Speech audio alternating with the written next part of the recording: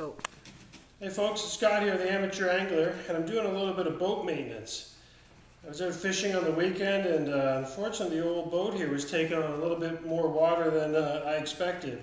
This boat's almost 30 years old, so it takes a bit of a beating, but it's having a bit of a rough go lately. So I did the old fill it with water test and found the leaks, and just frankly some of the rivets are just pulling right through the hull now. But I need to keep it alive here. So what I'm doing here is bringing out the old JB Weld. So this has been my product of choice. It's a Marine Weld by JB Weld. It's a two-part epoxy. I've gone through and I've cleaned out and sanded out the suspect areas that I know they're leaking. And I go through and fill them up with JB Weld. Now, I'm not overly concerned, to be honest, with the cosmetic appearance because this is well below the water line.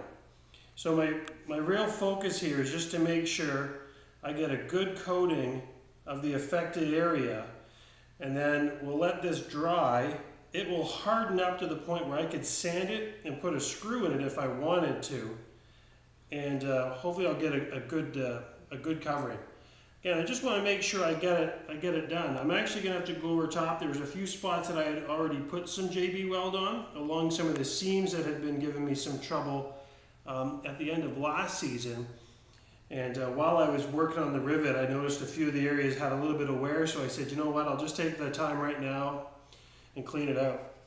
I mean, it's an awful lot like icing a cake, to be honest. I'm just taking the JB Weld on, and I'm spreading it around the suspect rivet, and just making sure I cover that up.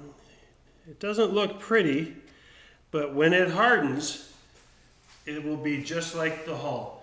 So in a couple of days after this cures, ready to go, the boat should be ready to go back in. We'll give it a try, and hopefully she's got a few more good fishing trips in her. This is the Amateur Angler. If you got any questions about how to fix your boat or some suggestions on what's really worked well for you, we'd love to hear them. Feel free to comment on the video or on the blog at theamateurangler.ca. Have a good day.